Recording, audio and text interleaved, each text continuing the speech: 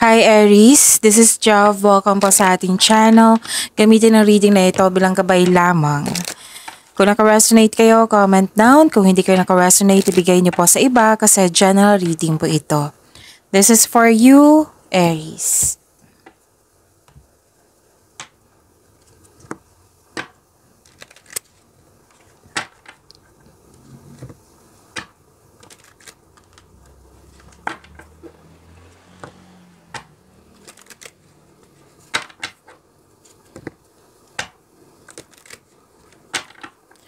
Para po ito sa iyo, Aries.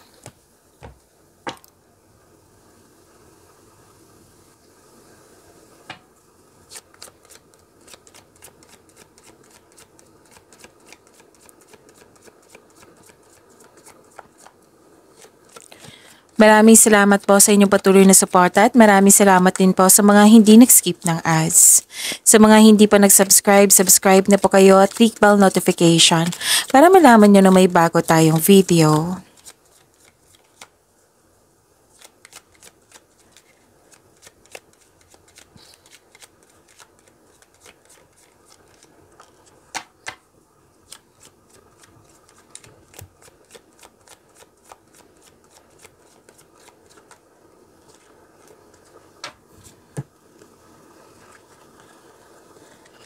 Okay, Aries.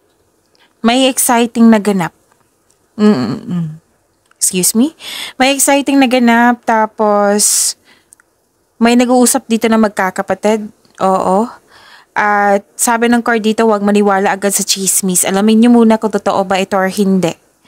At iwasan niyo mag-overthink kasi nakaka-drain ito ng energy. Overthinking, overanalyze. At may nakita ko dito fear, doubt, hesitation, or sama ng loob, or na-stress kayo, or nagkaroon ng anxiety. So, ano yung gawin? Kung pagod kayo, magpahinga. Kasi nakakapagod yung overthinking na yan. Pahinga po. Tapos, kailangan yung ma-overcome to. Like, bigyan ng solusyon. Kung hindi pa kaya, then, change the channel. Okay? Or, karoon ng time for reflection or mindfulness skills yan. Makatulong yan sa pag-stop ng overthinking. Kasi time for reflection, naandyan yung pahinga, solusyon sa problema, sagot sa yung mga katanungan, at iba pa. Okay? And, kasi nakita ko ditong nabibigatan ka, nahihirapan ka. Pwede din nabibigatan sa paggawa ng desisyon. Okay, so kung nabibigatan kayo sa paggawa ng desisyon, kasi may guilt, sacrifice ako nakikita dito, gawa kayo ng konkretong plano. Kasi nga, mabibigyan ng sagot yung mga katanungan, solusyon sa inyong problema, at magiging confident ka niyan kasi mapalakas yung confidence mo niyan kung magkaroon ng konkretong plano. Kung kailangan ng kausap, then do it. Basta gawa ka ng paraan, huwag kayong mag-stop. Mag-stop lang kayo kung pagod kayo. Syempre, kailangan ng pahinga.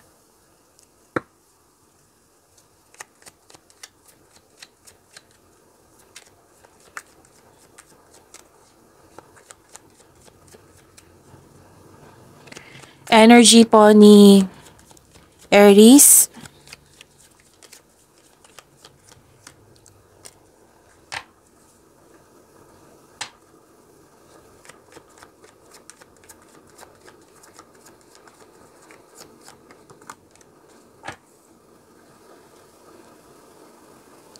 Paalala lang po, lalo na sa mga bago dito, kung may napansin kayo na repeating message, meaning to say pinupush ng cards nyo yan. Like for example, nanood kayo sa video reading kahapon at ngayon. Tapos may napansin kayo na repeating message. Yan po yung pinupush ng cards na kailangan yung bigyan ng atensyon, solusyon at aksyon kung maaari po. So na yung energy ni Aries. By the way, bago ko makalimutan, muntik ko na makalimutan Aries, may good news ako sa inyo. Para sa mga nag-aabang dito ng love reading, okay? Meron po tayo mamaya after ni Capricorn. Hindi ko lang alam kung ano yung exact time kasi mag-upload pa niyan eh. So, abangan nyo po, basta after ni Capricorn. Okay, kasi 12 zodiac signs to, di ba? So, after ni Capricorn po, tapos, habang hinihintay nyo po, mag-connect kayo, or what I meant is, isipin nyo po yung person nyo. Isipin nyo po yung person nyo, or maliligaw nyo, crush mo, ex mo, or loss of connection sa isang tao na nagkaroon kayo ng connection noon or ngayon. Para makuha ko yung energy niya. Okay? Kung curious kayo sa kanya, kung malalaman mo kung ano yung future alignment nyo, kung ano yung next action niya para sa inyong connection, kung kamusta na siya ngayon, kung ano yung feelings niya ngayon, kung ano yung gusto niyang kung ano yung gusto niyang sabihin sa iyo. Okay? So see you po tonight. I think tonight na. Oo, tonight. Hindi ko lang alam ang oras basta after the Capricorn. Huwag niyong kalimutan mag-subscribe ha kung pwede po at itap niyo po yung bell notification kasi soon hindi na ako mag-a-announce po. Okay?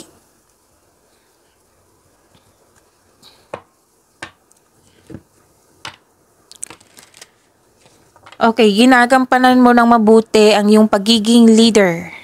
Isa kang mabuting leader, Aries. Actually, sa lahat ng zodiac sign, kahit i-research mo man sa study,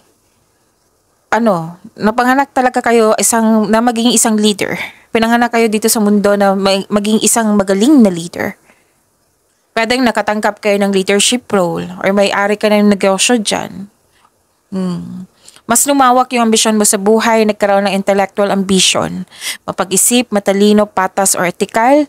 Authority person kayo, strong person kayo. You want to win at all cost.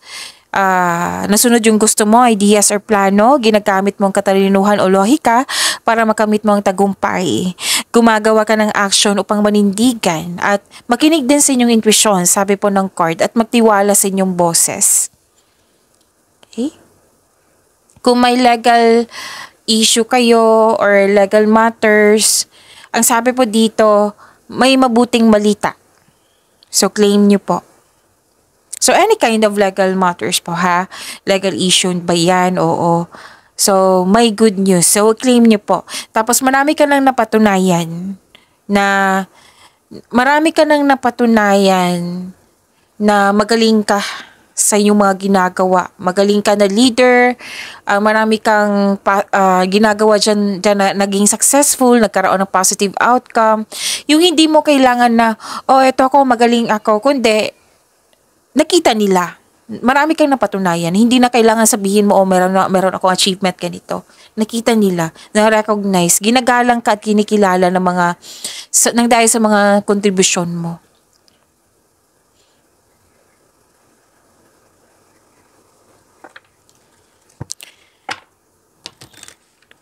So sa araw na ito, may mabilisang pagdidesisyon. Darating na yung inantay mong mensahe. So may parating na blessings po na magbibigay saya sa'yo. Maaring may travel na magaganap or may bagong tao na darating sa iyong buhay. Oo. So may parating na exciting opportunities din. Financial stability, kitang-kita ko dito, nagkaroon ng abundance po, lalo na sa inyong kaperahan. Isa o maraming alok po, ideyang darating sa iyo. Sobrang busy mo.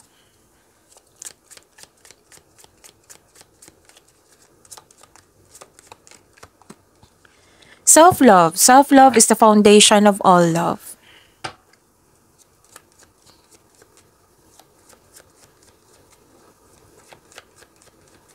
Career and money po ni Aries.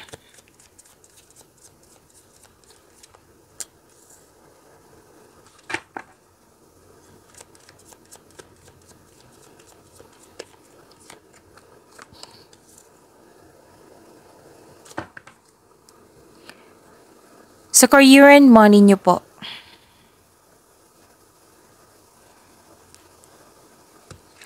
You're waiting, sacrifice. Nag-clarify siya dito. May sacrifice dito, May sacrifice din dito. Sa career and money mo. And may hesitation, suspension. At kung nag-aantay ka ng job opportunity or kontrata man nito, there may be delays and frustration. Same thing sa kaperahan mo. Yung inaantay mo ng pera, maaring nagkaroon ng delay. Pero huwag kayong mag-alala. Sabi kasi ng card dito, darating din to. So instead na mag-alala or ma-disappoint kayo, attract. Dumating ka na pera, dumating ka na opportunity, kailangan na kita ngayon. Okay? Kung may balak kayong mag-invest, kailangan mong pag-isipan ng mabuti or mag-invest or maggasta sa isang bagay. Kailangan mo ng pag-isipan ng mabuti. Kailangan dito ng time for reflection. Nire-require ng card nyo po, which is, sinabi ko kanina dito, 'di ba? Time for reflection. Kasi iniisip mo nagbabalanse ka dito, pwedeng naguguluhan. Oo. Pwedeng naiinip kasi naghihintay ka rin. Okay?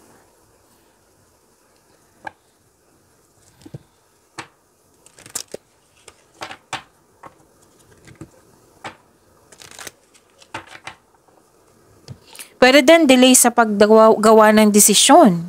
Kasi ito yung sabi dito Oo. Ito yung sabi dito na nagkaroon ng nahihirapan sa paggawa ng desisyon. Pwede. Yan yung gumagukos ng delay po. So, kailangan mong yung don't hesitate too long. Focus. Kumbaga.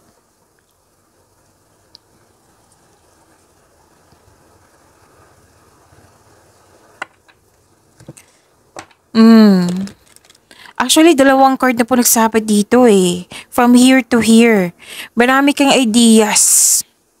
Marami kayong ideas na bibigyan mo ng aksyon. Nagkaroon ng hesitation. It might be, hindi ka makagawa ng desisyon. Nahirapan ka nga. So, iwasan nyo talaga mag-overthink ha. Don't hesitate. Tulong kasi, 'di ba, nag-iisip ka tapos natatagalan ka. Magkakakas ng delay. So, focus po. Kailangan ng focus dito. Marami kang naisip na bagong idea para sa ikakabuti ng negosyo mo, trabaho man, or kaperahan. Nakikita ko kasi dito na inalagaan mo ng mabuti yung career and money mo. Lalo na yung posisyon mo. Marami kang gustong gawin.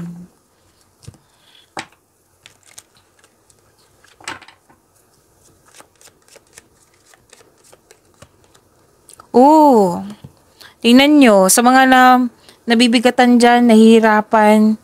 Sabi dito, Guardian Angel, some higher power protects you from difficulties and misfortunes. Trust your guardian angels. Magtiwala po. You're divinely guided. Tinutulungan ka ng universe. Kailangan mo lang magtiwala sa inyong sarili na magagawa mo, na malalampasan mo rin ito. Na magagawa mo ng mabuti. Kung ano man yung mga balak mong gawin.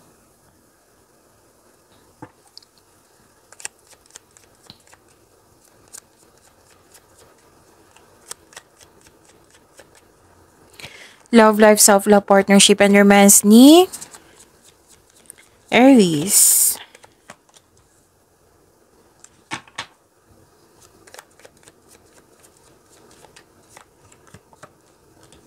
Ang ganda.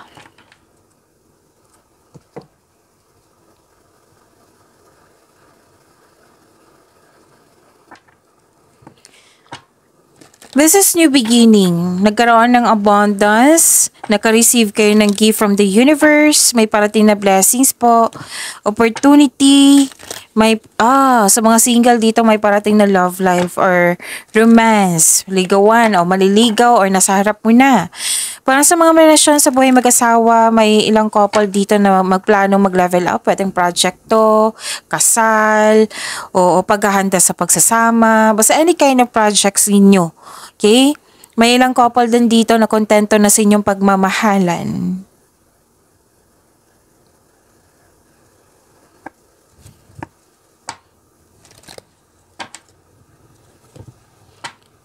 Dalawang card na mismo nagsabi dito na parating na or nasa harap mo na sa mga single dito yung bagong tao sa inyong buhay, pag-ibig.